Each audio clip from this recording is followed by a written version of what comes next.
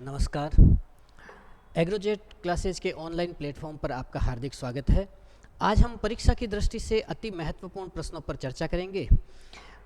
सबसे पहले हम बात करते हैं, कॉफ़ी किस कुल का सदस्य है? कॉफ़ी रूबिएसी कुल का सदस्य है। कॉफ़ी रूबिएसी कुल का सदस्य है। सोलिनेसी कुल के अंदर कौन कौन से सदस्य आते हैं, हम इनकी भी बात कर लेते हैं। सोलिनेसी कुल के अंदर धतूरा, टमाटर, मिर्च और आलू, ये सारे सोलिनेसी कुल के सदस्य हैं। फेबेसी कुल की बात करें तो फेबेसी कुल के अंदर चना, मटर, सेम, अरहर और जितनी भी दालें हैं वो सारी फेबेसी कुल के अंदर आती है। इसीलिए फेबेसी कुल का एक दूसरा नाम है मटर कुल या दाल कुल। मटर कुल या दाल कुल हम फेबेसी कुल को ही कहते हैं। लिलिएसी के अंदर प्याज, लहसुन और एलोवेरा, ये पौधे लिलिएसी कुल के अंदर आते हैं। हमसे पूछा गया था कॉफ़ी किस कुल का सदस्य है, तो हमने कह दिया कॉफ़ी रूबिएसी कुल का सदस्य है। अगले प्रश्न की हम बात करते हैं, चाय का वैज्ञानिक नाम क्या है? हमारे पास जितने भी ऑप्शन हैं हम सारे ऑप्शंस पर चर्चा करेंगे। कॉफ़ी अरेबिका, ये कॉफ़ी का वैज्ञानिक नाम है। कैमेलिया साइनेंसिस, ये चाय का वैज्ञानिक नाम है। पाइपर नाइग्रम काली मिर्च का वैज्ञानिक नाम है। और निकोटियाना टैबेकम, ये तंबाकू का वैज्ञानिक नाम है। हमने इससे पहले भी चर्चा करी थी, पाइपर नाइग्रम काली मिर्च को मसालों का राजा कहते हैं। काली मिर्च को हम मसालों का राजा कहते हैं। नेक्स्ट प्रश्न की बात करते हैं हम, जीन शब्द का प्रतिपादन किसने किया? जीन शब्द जोहानसन ने दिया था। जीन शब्द जोहानसन ने दिया था। जीन को पहले मेंडल ने कारक कहा, फैक्टर। मेंडल ने जब अपने आनुवांशिकी के प्रयोग किए तो जीन के लिए एक अलग शब्द यूज में लिया था, कारक। इसी शब्द को बाद में जोहानसन ने नाम दिया जीन। बाकी वैज्ञानिक के बारे में भी आप जानते हो, पहले पढ़ चुके हैं। मॉर्गन ने सहलग्नता पर कार्य किया था। बेटसन ने भी सहलग्नता पर कार्य किया था। इन्होंने फल मक्खी ड्रोसोफिला मक्खी पर सहलग्नता के प्रयोग किए थे। बेटसन ने पादपों के ऊपर सहलग्नता के प्रयोग किए थे। साथ ही बेटसन ने जेनेटिक शब्द भी दिया था। मानक तापमान और दाब पर शुद्ध जल का जल विभव किसके बराबर होता है? ये साइन डब्ल्यू, इसको हम कहते हैं साइन डब्ल्यू, जल विभव। शुद्ध जल का जल विभव होता है 0। शुद्ध जल का जल विभव 0 होता है। और हम ये भी कहते हैं कि शुद्ध जल का जल विभव सर्वाधिक होता है। तो जल विभव का मान 0 ये सर्वाधिक है। इसका मतलब है 0 से ज़्यादा जल विभव नहीं हो सकता। सर्वाधिक जल विभव शुद्ध जल का होता है और उसका मान होता है 0। जब हम शुद्ध जल में कुछ विलेय मिलाते हैं तो विलयन बन जाता है। तो विलेय मिलाने पर इसका जल विभव घट जाएगा और ये जल विभव 0 से कम हो जाता है। तो जल विभव 0 तो होता है शुद्ध जल का, और विलेय मिलाने पर जो जल विभव हो जाता है वो हो जाता है 0 से कम। 0 से कम का मतलब नेगेटिव चला जाता है, जल विभव नेगेटिव हो जाता है। फ्लोरीजन का संबंध किससे है? फ्लोरीजन का संबंध पुष्पन से है।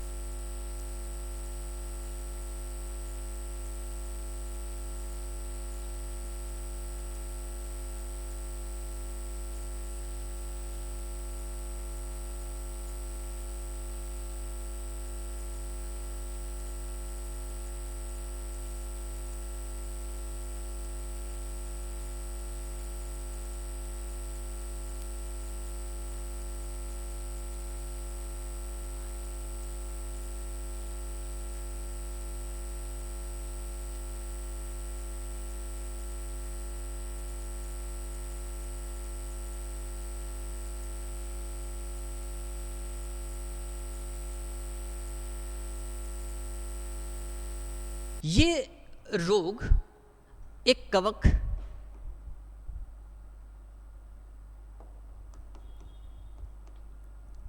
जिब्रेला फ्यूजिकोराई नामक कवक से होता है। एक कवक है जिब्रेला फ्यूजिकोराई।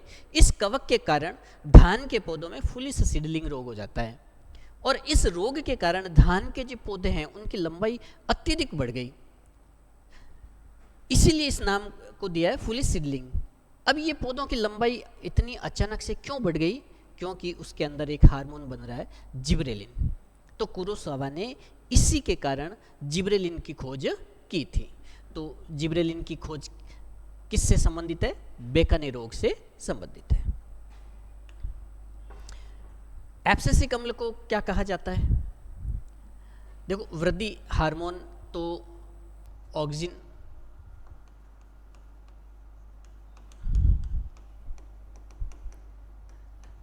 साइटोकाइनिन,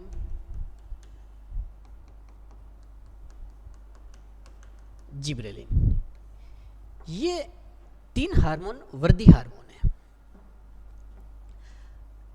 इनको तो हम कहेंगे वृद्धि हार्मोन। कुछ वृद्धि रोधक मैं इधर लिख देता हूं। कुछ हार्मोन हैं वृद्धि रोधक, जिसमें से एक हार्मोन है एब्सेसिक एसिड ABA। ये एब्सेसिक एसिड वृद्धि रोधक हार्मोन है, वृद्धि को रोकने का काम करता है। एक हार्मोन और है जिसको हम कहते हैं इथाइलिन। ये कुछ मामलों में वृद्धि रोधक की तरह काम करता है और कुछ मामलों में ये वृद्धि हार्मोन की तरह भी कार्य करता है, लेकिन ये टोटली वृद्धि रोधक हार्मोन है। प्लांट के लिए जितना वृद्धि हार्मोन आवश्यक होता है उतना का उतना वृद्धि रोधक हार्मोन भी आवश्यक है।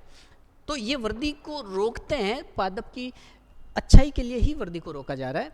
तो दोनों हार्मोन पादप के लिए अच्छे होते हैं। अब जो वृद्धि हार्मोन, वृद्धि रोधक हार्मोन है ABA, इसका रोल क्या है?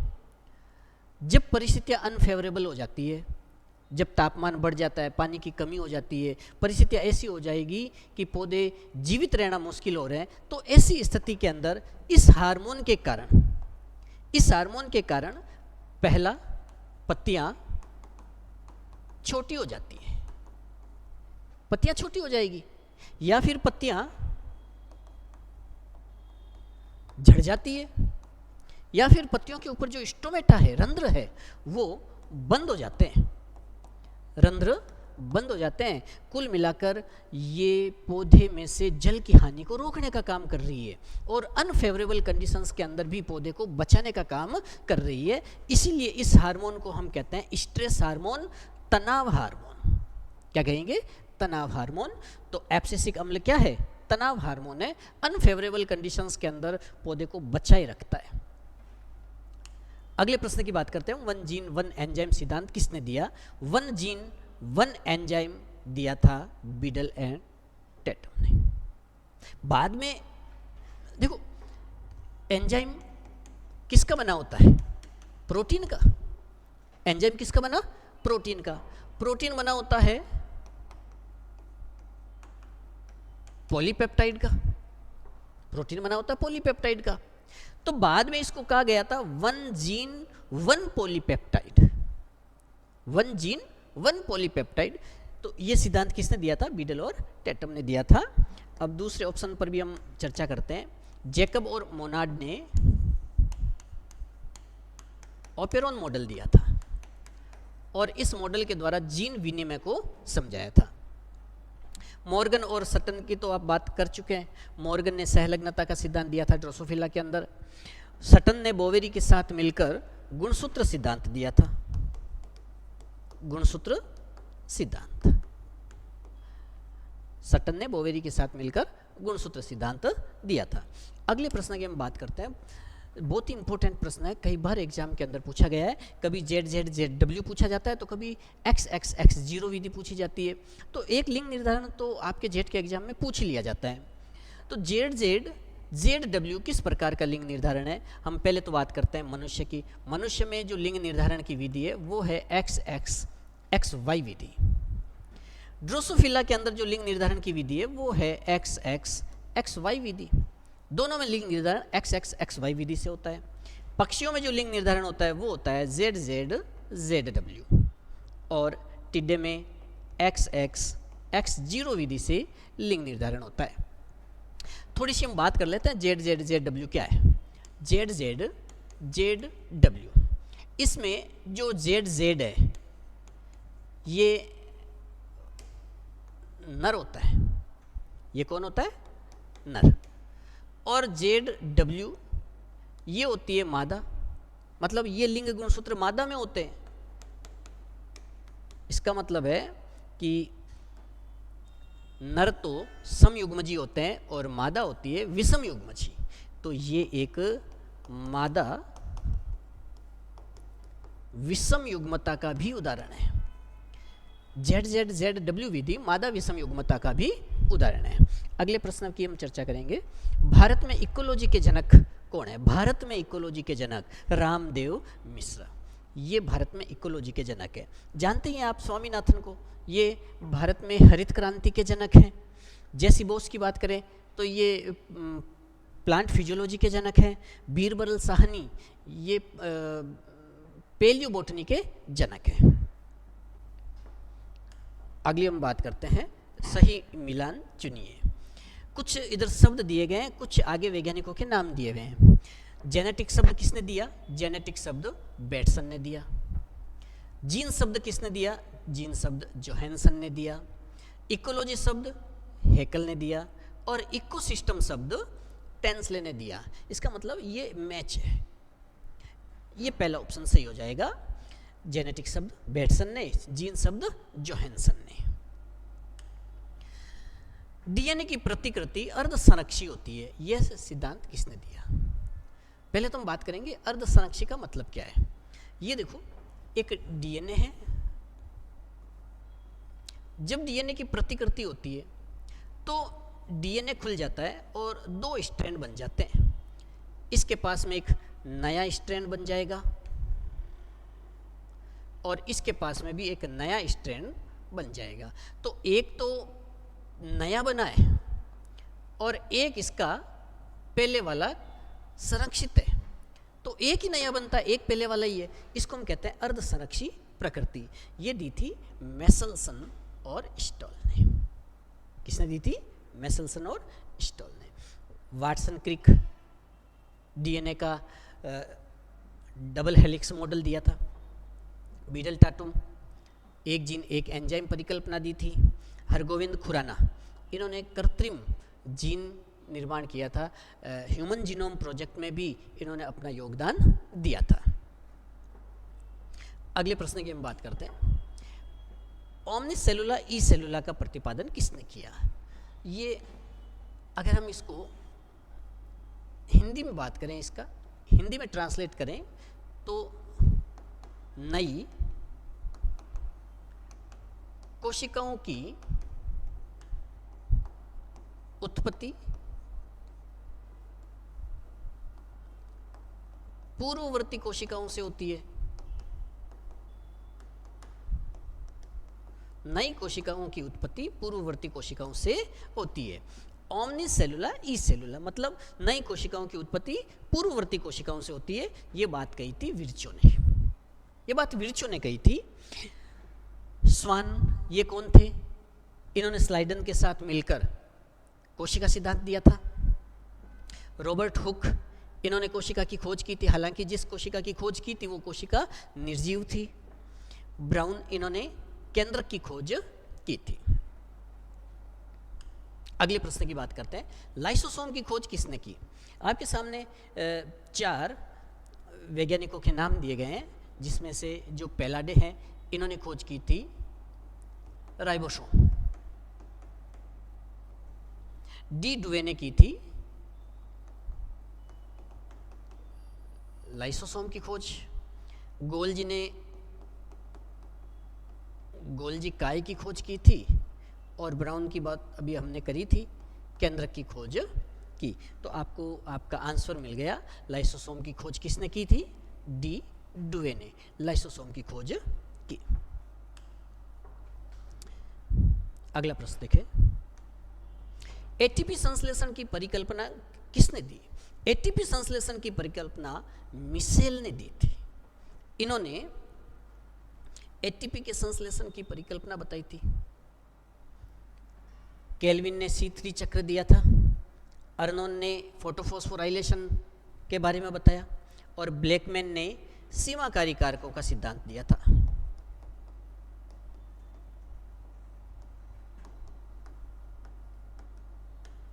सीमाकारी कारकों का सिद्धांत दिया था।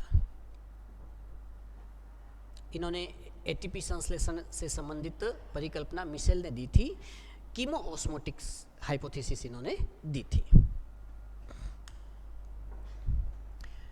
दो कथन और कारण आपके सामने है। कथन है डीएनए में थाइमिन पाया जाता है, बात सही है, बिल्कुल सही है। डीएनए में थाइमिन पाया जाता है, नाइट्रोजनी क्षारक। आरएनए में थाइमिन के स्थान पर यूरेसिल पाया जाता है, ये कथन भी सही है। डीएनए में थाइमिन पाया जाता है और आरएनए में यूरेसिल पाया जाता है, ये दोनों कथन सही है। लेकिन क्या कारण इस कथन की व्याख्या करता है? बिल्कुल नहीं। कथन दोनों सही है लेकिन कारण कथन की व्याख्या नहीं करता। तो हम कहेंगे कथन और कारण दोनों सही है परंतु कारण कथन की व्याख्या नहीं करता।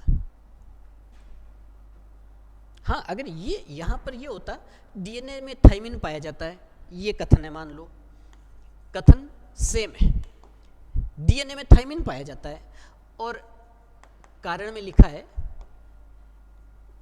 थाइमिन के कारण डीएनए को स्थायित्व प्राप्त होता है, बिल्कुल होता है। तो अब की बार हम कह सकते हैं कि कारण कथन को सही व्याख्या कर रहा है, कारण कथन की सही व्याख्या कर रहा है। ये एक दूसरे से कनेक्ट है, ये कारण और ये कथन एक दूसरे से कनेक्ट है, तब हम कह सकते हैं। लेकिन यहां पर ये दोनों एक दूसरे से कनेक्ट नहीं है। कथन दोनों सही है, कारण भी सही है, कथन भी सही है, लेकिन यहां पर व्याख्या नहीं कर रहा है। ऊर्जा के पिरामिड सदैव सीधे होते हैं। यहां पर भी एक सवाल कथन और कारण का आया है। कथन हम पढ़ रहे हैं, ऊर्जा के पिरामिड सदैव सीधे होते हैं, बिल्कुल सीधे होते हैं। आपने पढ़ा भी है कि एक पोष स्तर से दूसरे उस पोष स्तर पर ऊर्जा का केवल 10% भाग जाएगा। तो उत्पादकों की तुलना में प्राथमिक उपभोक्ता के पास में ऊर्जा कम है और प्राथमिक की तुलना में द्वितीयक के पास ऊर्जा कम है और सबसे कम शीर्ष उपभोक्ता के पास है। तो ऊर्जा का पिरामिड हमेशा कैसा बनेगा? सीधा बनेगा। प्रत्येक पोष स्तर पर ट्रॉपिक लेवल पर ऊर्जा का ह्रास होता है। कितना ह्रास होता है? 10% ह्रास होता है, बिल्कुल सही बात है। और ये कारण इस कथन की सही व्याख्या भी कर रहा है। तो ये हो जाएगा कथन और कारण दोनों सही है और कारण कथन की सही व्याख्या कर रहा है।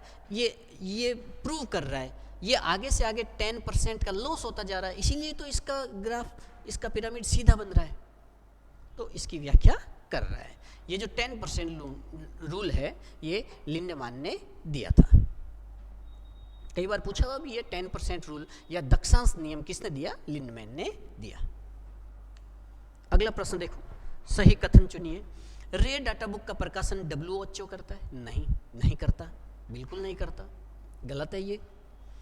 दूसरा, रे डाटा बुक का प्रकाशन IUCN करता, बिल्कुल सही है, ये कथन सही है। रे डाटा बुक का प्रकाशन यूनेस्को करती? नहीं, बिल्कुल नहीं। और रे डाटा बुक का प्रकाशन FAO करता है? ये भी नहीं। तो रे डाटा बुक का प्रकाशन कौन करता है? IUCN करता है। पूरा नाम है international union for conservation of nature.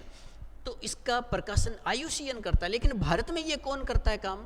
Bharat में ये काम BSI और ZSI कर रहे हैं, बॉटनिकल सर्वे ऑफ इंडिया और zoological survey of India. Bharat में ये काम कर रहे हैं इनका।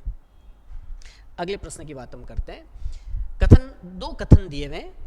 पहला, C4 पौधों में क्रेंज एनाटोमी पाई जाती है? बिल्कुल पाई जाती है, क्रेंज एनाटोमी होती है, आपने पढ़ा भी होगा। क्रेंज एनाटोमी ऐसी एनाटोमी है जिसमें पत्तियों में जो पर्ण मध्योतक है वो खम्भ उत्तक और स्पंजी उत्तक में विभेदित नहीं है, पेलिसेड टिश्यू और स्पंजी टिश्यू में विभेदित नहीं होता है, वो क्रेंज एनाटोमी है। C4 पौधों में क्रेंज एनाटोमी पाई जाती है। गेहूं एक C4 पौधा है? नहीं, गेहूं C3 पौधा है। गेहूं C3 पौधा है। तो पहला कथन तो सही है लेकिन दूसरा कथन गलत है। हम कहेंगे कथन एक सही है और कथन दूसरा गलत है। गलत क्यों है? क्योंकि गेहूं C4 पौधा नहीं है, C3 पौधा है। अगर हम बात करें इधर बात कर लेते हैं, C4 पौधा कौन है? तो गन्ना, बाजरा, मक्का, ये C4 पौधे हैं। लेकिन गेहूं और धान ये दोनों C3 पौधे हैं। इनमें C3 चक्र चलता है, इनमें C4 चक्र चलता है। अगली बात करते हैं हम, क्रूसिफॉर्म कोरोला किस कुल की विशेषता है? क्रूसिफॉर्म मतलब क्रॉसवत दल विन्यास। ये किसकी विशेषता है? ये क्रूसिफेरी कुल की विशेषता है। इसी क्रूसिफॉर्म कोरोला के कारण ही इस कुल का नाम पड़ा था क्रूसिफेरी। तो कौन से कुल की विशेषता है? क्रूसिफेरी। इसी के कारण इसका नाम क्रूसिफेरी पड़ा। और क्रूसिफेरी का दूसरा नाम है ब्रेसिकेसी। क्रूसिफेरी का दूसरा नाम क्या है? ब्रेसिकेसी। तो क्रूसिफॉर्म का हो जाएगा ब्रेसिकेसी। क्रूसिफॉर्म का मतलब है क्रॉसवत, मतलब इनके जो दल हैं वो क्रॉस का जो चिन्ह होता है ऐसा ऐसा देख, आपने सरसों के फूल देखे होंगे, उनके जो दल है वो इस तरीके से होते हैं। तो क्रूसिफॉर्म है। अगर हम इसकी बात करें, स्पेशल कैरेक्टर की बात करें, तो पहला स्पेशल कैरेक्टर हो जाएगा इसके जो दल हैं वो कैसे होते हैं? क्रूसिफॉर्म होते हैं। दूसरा, इनके जो पादप भाग है उनमें सल्फर युक्त यौगिक होता है। तीसरा, दूसरा तो हो गया सल्फर युक्त यौगिक। तीसरा, इसके जो पुष्प है वो चतुर्थई होते हैं। ब्रेसिकेसी के जो पुष्प है वो चतुर्थई होते हैं। और एक बात और हम कहेंगे, इनमें जो पुंकेसर है वो चतुर्दीर्घी होते हैं। पुंकेसर चतुर्दीर्घी होते हैं, मतलब टोटल 6 पुंकेसर में से 4 पुंकेसर बड़े होते हैं, 2 छोटे होते हैं। चतुर्दीर्घी का मतलब 4 बड़े और 2 छोटे। टोटल 6 पुंकेसर हैं, जिनमें से 4 पुंकेसर बड़े हैं और 2 पुंकेसर छोटे हैं। तो इसको हम चतुर्दीर्घी कहते हैं। अब ब्रेसिकेसी के स्पेशल कैरेक्टर देख लें। ब्रेसिकेसी में क्रूसिफॉर्म दल होते हैं, सल्फर युक्त यौगिक होता है, चतुर्थई पुष्प होते हैं और इनके पुंकेसर चतुर्दीर्घी होते हैं। एक बहुत इंपॉर्टेंट कैरेक्टर इसका और है, वो है इसमें अंडाशय में कूटपट पाया जाता है। कूटपट, जिसको हम कहते हैं रेपलम। आपसे कई बार पूछा हुआ प्रश्न है, रेपलम की उपस्थिति किस कुल की विशेषता है? तो हम कहेंगे रेपलम की उपस्थिति ब्रेसिकेसी कुल की विशेषता है। तो ये तो हमने इसकी बात करी है क्रूसिफेरी के स्पेशल कैरेक्टर की। अब हम बात करेंगे मालवेसी कुल के स्पेशल कैरेक्टर की। मालवेसी के कौन कौन से कैरेक्टर हैं? तो मालवेसी कुल में पहला कैरेक्टर, मालवेसी कुल में अनुबाह्य दलपुंज पाए जाते हैं। Unique character of Malvaceae family, ये किसी में नहीं है ऐसा केवल और केवल मालवेसी कुल के अंदर पाया जाता है। दूसरा, इनमें जो पुंकेसर होते हैं वो असंख्य होते हैं, बहुत सारे पुंकेसर होते हैं और सारे के सारे पुंकेसर जुड़कर एक संघ बना लेते हैं, तो पुंकेसर होते हैं एक संगी। और एक संगी सारे के सारे जुड़कर एक संघ बना लेते हैं। इनके एक संघ बनने से पुंकेसरी नाल बन जाती है, जिसमें वर्तिका कैद है। जेट में पूछा हुआ सवाल, नीट में पूछा हुआ सवाल, कंपटीशन एग्जाम में पूछा हुआ सवाल, पुंकेसरी नाल किस में पाई जाती है या किस कुल में वर्तिका पुंकेसरी नाल में कैद होती है? तो हम कहेंगे मालवेसी कुल में। मालवेसी कुल के कुछ कैरेक्टर और भी है स्पेशल कैरेक्टर। इनके जो पुंकेसर होते हैं वो एक कोष्ठी होते हैं, एक कोष्ठी होते हैं और बहिर्मुखी होते हैं। एक कोष्ठी और बहिर्मुखी होते हैं। अब हम कुछ स्पेशल कैरेक्टर फेबेसी कुल की भी बात कर लेते हैं। फेबेसी कुल की क्या विशेषताएं हैं? तो फेबेसी कुल की विशेषताएं देख लो।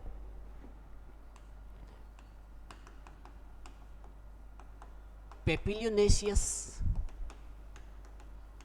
दल विन्यास पाया जाता है। इसका जो दल विन्यास है वो पेपिलियोनेशियस प्रकार का होता है या ध्वजक, इसका एक नाम और है, ध्वजक दल विन्यास पाया जाता है। ये पहला करेक्टर है। दूसरा करेक्टर, इनमें जो पुंकेसर जो है वो द्विसंगी होते हैं। इसमें तो था एक संगी और इसके पुंकेसर होते हैं द्विसंगी। इसमें जो अंडाशय है एक कोष्ठी होता है और इसमें जो फल होता है वो पोड या लेग्यूम प्रकार का होता है। ये फैबेसी कुल की विशेषताएं होती है। अब सोलेनेसी कुल की विशेषताओं की अगर हम बात करें कि सोलेनेसी कुल की स्पेशल विशेषताएं क्या क्या है, तो सोलेनेसी कुल की हम बात करें तो सोलेनेसी कुल में एक इनका जो अंडाशय है वो तिरछा होता है और इसका बीजांडासन फूला हुआ होता है। ये सोलेनेसी कुल की विशेषता होती है। अगले इसमें क्रूसीफॉर्म का पूछा गया था, तो क्रूसीफॉर्म ब्रेसिकेसी कुल की विशेषता है। अगले प्रश्न की बात करते हैं, मिलान करो। इधर फैमिली का नाम दिया गया है, इधर स्पेशल कैरेक्टर की बात। अभी आपने स्पेशल कैरेक्टर के बारे में पूछा, आपको याद होगा, आप खुद मिलान करके देखें। देखो फेबेसी पेपिलियोनेशियस कोरोला, अभी हमने पहला ही कैरेक्टर फेबेसी का पढ़ा था। ये देखो शायद हमने मिटा दिया इसको। इसकी पहली विशेषता जो थी फेबेसी कुल की, पेपिलियोनेशियस प्रकार का दल पाया जाता है। तो ये देखो इसका ये दूसरा सोलेनेसी में ये विशेषता नहीं है, ये भी नहीं है। सोलेनेसी में पाया जाता है एपिपेटलस स्टेमन, मतलब दल लग्न पुंकेसर होते हैं। सोलेनेसी के अंदर दल लग्न पुंकेसर होते हैं। ब्रेसिकेसी चतुर्दीर्घी, टेट्रा इसको हम हिंदी में कहते हैं चतुर्दीर्घी। तो ये ब्रेसिकेसी की विशेषता है। मालवेसी कुल की विशेषता एक संगी, मोनोएडल्फस स्टेमन, मतलब एक संगी पुंकेसर। एक संगी पुंकेसर किसकी विशेषता? मालवेसी कुल की विशेषता। चतुर्दीर्घी, ये है चतुर्दीर्घी, ये किसकी विशेषता? ब्रेसिकेसी कुल की। ये है दल लग्न पुंकेसर, ये विशेषता है सोलेनेसी की। और फेबेसी की विशेषता है पेपिलियोनेशियस प्रकार का दल विन्यास पाया जाता है। ये जो दल लग्न विशेषता है, ध्यान रखना, दल लग्न विशेषता किसकी है? तो दल लग्न विशेषता सोलेनेसी की भी है और दल लग्न विशेषता मालवेसी की भी है। मालवेसी के पुंकेसर भी दल लग्न होते हैं, लेकिन यहाँ पर जो मिलान करो उसमें चारों को मिलान करना है, इसलिए हमने इसको इसके साथ लिया क्योंकि इसका स्पेशल कैरेक्टर दिया हुआ है। अगर ये नहीं होता तो हम इसको एपिपेटलस भी कह सकते हैं। मालवेसी की विशेषता भी है ये। वर्टिसिलास्टर इन्फ्लोरोसेंस किस कुल में होता है? ये एक विशेष प्रकार का पुष्पक्रम है। हमने 3 प्रकार का पुष्पक्रम पढ़ा है। एक पढ़ा है एसिमाक्सी, एक पढ़ा है सेसिमाक्सी और एक पढ़ा था विशिष्ट पुष्पक्रम। वर्टिसिलास्टर विशिष्ट प्रकार का पुष्पक्रम होता है और ये विशेषता है लेमिएसी की। इनमें कौन सा पुष्पक्रम होता है? विशिष्ट प्रकार का पुष्पक्रम। कौन सा? वर्टिसिलास्टर। कौन सा? वर्टिसिलास्टर पुष्पक्रम होता है। फेबेसी में कौन सा पुष्पक्रम है? एसिमाक्सी है। सोलेनेसी के अंदर सेसिमाक्सी पुष्पक्रम होता है और एस्ट्रेसी के अंदर जो है वो होता है कैपिटुलम। कैपिटुलम पुष्पक्रम होता है। इसमें 2 प्रकार के पुष्पक होते हैं, रे फ्लोरेट और डिस्क फ्लोरेट। सबसे एडवांस टाइप का पुष्पक्रम कैपिटुलम है। एस्ट्रेसी का जो पुष्पक्रम है वो सबसे एडवांस प्रकार का होता है। एक अकेला कीट हजारों पुष्पों को क्या कर देता है? परागित कर देता है। जो आप सूरजमुखी का फूल देख रहे हो, एक सिंगल फूल नहीं है, वो बहुत सारे फूलों का एक समूह है। कौन सा? कैपिटुलम।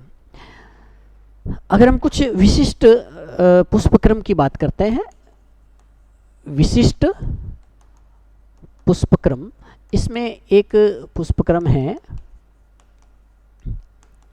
हाइपेंथोडियम। ये किस में होता है? ये होता है अंजीर में, बरगद में और पीपल में हाइपेंथोडियम पुष्पक्रम होता है। एक विशिष्ट प्रकार का पुष्पक्रम है साइएथियम, ये पाया जाता है यूफोर्बिया में। यूफोर्बिएसी कुल की विशेषता है कि उसमें साइएथियम पुष्पक्रम होता है। और एक जो पुष्प है वो है सिनेंथियम, ये पाया जाता है डॉर्स्टीनिया में। और चौथा जो स्पेशल पुष्पक्रम है वो है वर्टिसिलास्टर लेमिएसी में पाया जाता है। लेमिएसी के अंदर कौन आता है? गाजर, धनिया, सौंफ, जीरा, नहीं नहीं नहीं नहीं नहीं,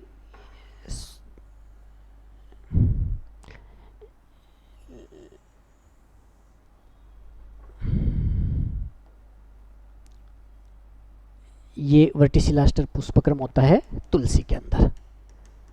वर्टिसिलास्टर पुष्पक्रम जो है वो होता है तुलसी के अंदर।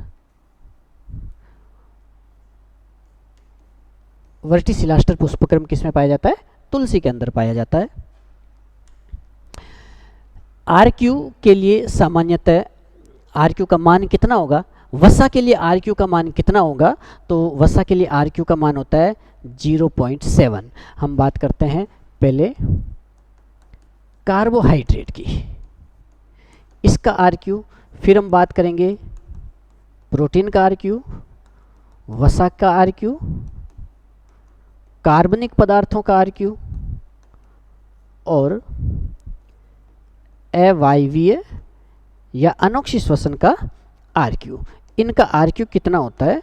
तो हम बात करेंगे कार्बोहाइड्रेट का आरक्यू होता है 1, प्रोटीन का आरक्यू होता है 0.8, वसा का आरक्यू होता है 0.7, कार्बनिक पदार्थों का आरक्यू होता है 1 से ज़्यादा 4 और अवायवीय श्वसन में आरक्यू होता है अनंत।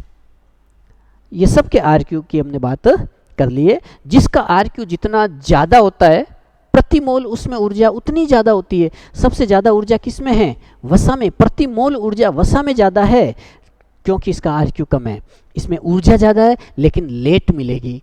जिसका आरक्यू ज़्यादा होता है उसमें ऊर्जा कम होती है लेकिन तुरंत मिलती है। ये देखो, हमें शरीर में ऊर्जा देने वाले 3 पदार्थ हैं, इसमें आरक्यू 1 ही है। इसका मतलब है इससे प्रति मोल ऊर्जा कम मिलती है लेकिन जल्दी मिलती है।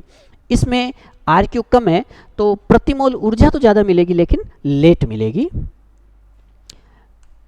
अगला प्रश्न है कैस्पेरियन पट्टिकाएं किस में पाई जाती है? तो कैस्पेरियन पट्टिकाएं एंडोडर्मिस में होती है। ये कैस्पेरियन पट्टिकाएं सुबेरिन की बनी हुई होती है और जल को रोकने का काम करती है। लास्ट प्रश्न है सहकोशिकाएं कंपेनियन सेल किससे संबंधित है? तो कंपेनियन सेल किससे संबंधित है? फ्लोएम नहीं, जाइलम, फ्लोएम से। फ्लोएम के 4 तत्व होते हैं।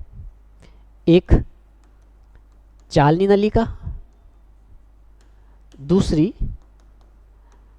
सहकोशिकाएं जिसको हम कहते हैं कंपेनियन सेल, तीसरा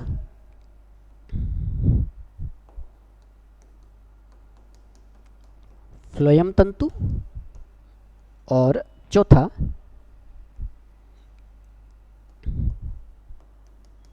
फ्लोएम मृदुतक। इन सब में से ये निर्जीव कोशिकाएं, बाकी सभी सजीव कोशिकाएं। कई बार पूछा जाता है कि फ्लोएम के कौन से तत्व निर्जीव होते हैं, तो ये निर्जीव है, बाकी सारे के सारे सजीव हैं। इस तत्व में केंद्रक अनुपस्थित होता है। कौन से अवयव में या कौन सी कोशिकाओं में केंद्रक नहीं होता है? तो चालनी नलिकाओं में केंद्रक नहीं होता है। केंद्रक के अभाव में इसका कंट्रोल कौन करता है? सह कोशिकाएं करती है। ये दोनों एक दूसरे की सिस्टर सेल है। सह कोशिका और चालनी नलिका एक दूसरे की सिस्टर सेल है। तो अगर सह कोशिका पूछे तो ये फ्लोएम से संबंधित होती है, भोजन को डिस्ट्रीब्यूट करने का काम करती है। इसके अलावा